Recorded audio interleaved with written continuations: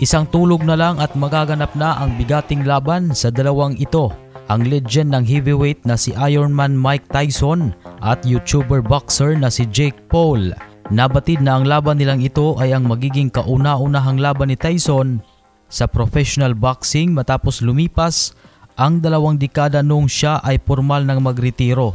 Please welcome the former undisputed. Nakakasabik ang laban na ito at hindi maikakaila na milyon-milyong fans din ang nag-aabang na makitang muli si Mike Tyson sa ibabaw ng ring.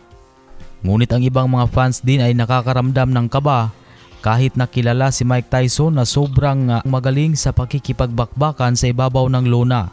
Nangangamba din ang ibang mga fans dahil sa kanyang edad ngayon na 58 years old, kung saan ay malayong-malayo ang kanilang agwat sa edad ni Jake Paul na 27 years old.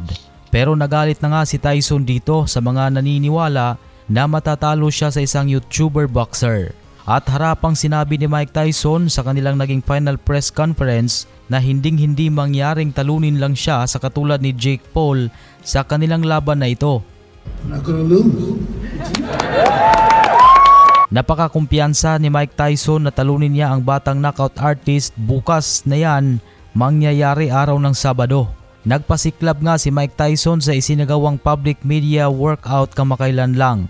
Makikita ang kanyang mga galaw na talagang ganun pa rin ang bilis niya at nanatili pa din hanggang sa edad niya ngayon ang bagsik ng kanyang kamao. At aminado naman ang mga fans na malakas at mabilis pa din si Tyson. Pero ganun pa rin ang iniisip at katanungan ng ibang mga fans ay kung kaya pa bang tumanggap ng mga mabibigat na suntok si Tyson.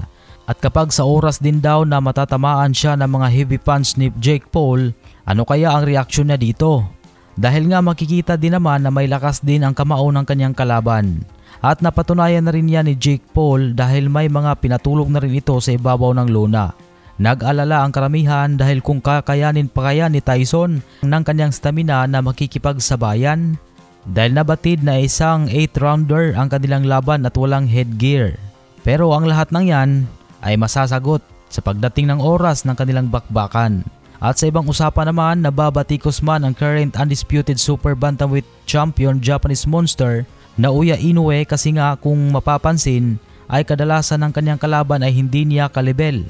Ay ayon nga ni Inoue sa kanyang pinakabagong interview na pagkatapos niya daw talunin si Sam Goodman sa susunod na buwan ay sinabi niya sa lahat na lalabanan niya ang pinakamalakas na fighter na pwedeng itapat sa kanya. Kasi nga sinabi pa niya na gusto na daw niyang tanggapin ang hamon na lalong magpapalakas ng kanyang pangalan sa boxing.